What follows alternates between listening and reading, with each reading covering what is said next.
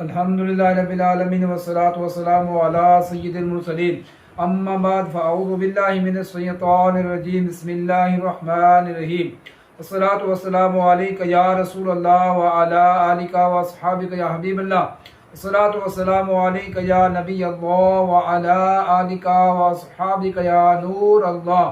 فرمان مصطفیٰ صلی اللہ علیہ وآلہ وسلم، جو لوگ اپنی مجلس سے اللہ پاک کے ذکر اور نبی پر درود پڑے بغیر اٹھ گئے تو وہ بدبودار مردار سے اٹھے۔ استغفر اللہ۔ صلو علی الحبیب صلی اللہ علی محمد صلی اللہ علیہ وسلم۔ نماز دین کا ستون ہے۔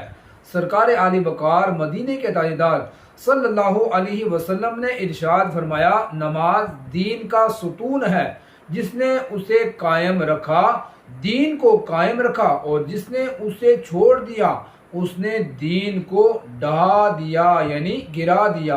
منقول ہے کہ جب قیامت قائم ہوگی تو نمازیوں کو گروہ در گروہ یعنی گروپ کی صورت میں جنت کی طرف جانے کا حکم ہوگا۔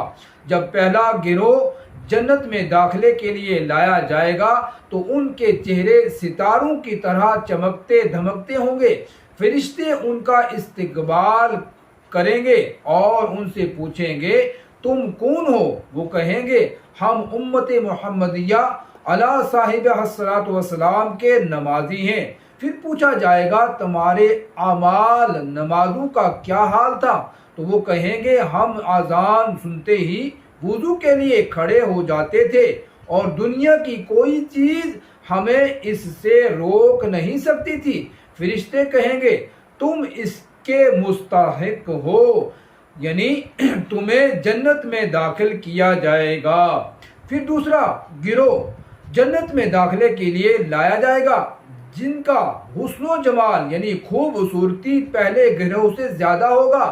ان کے چہرے چاند کی طرح چمکتے ہوں گے۔ فرشتے ان سے پوچھیں گے، تم کون ہو؟ وہ کہیں گے، ہم نماز پڑھنے والے تھے۔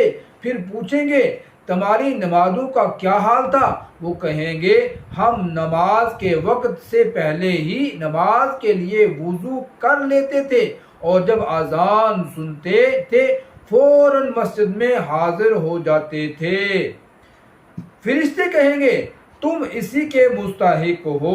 پھر تیسرا گروہ جنت میں داخلے کے لیے لایا جائے گا، جن کا مقام و مرتبہ اور حسن و جمال یعنی خوبصورتی پہلے گروہوں سے کہیں زیادہ ہوگا۔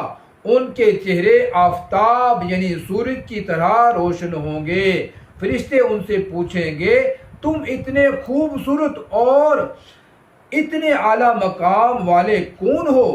وہ کہیں گے، ہم ہمیشہ نماز پڑھا کرتے تھے۔ فرشتے پوچھیں گے، تمہاری نمازوں کا کیا حال تھا؟ وہ کہیں گے، ہم اذان ہونے سے پہلے ہی مسجد میں موجود ہوتے تھے اور اذان مسجد میں ہی سنتے تھے۔ فرشتے کہیں گے، تم اسی کے مستحق ہو۔ ایک روز مومنو تمہیں مرنا ضرور ہے، پڑھتے رہو نماز تو چہرے پر نور ہے۔ صلو علی الحبیب صلی اللہ علی محمد صلی اللہ علیہ وسلم۔ اللہ پاک ہم سب کو نماز پنجگانہ باجماعت مسجد میں تکبیر اولیٰ کے ساتھ پڑھنے کی توفیق عطا فرما۔ آمین بجاہ النبی الامین صلی اللہ علیہ وسلم۔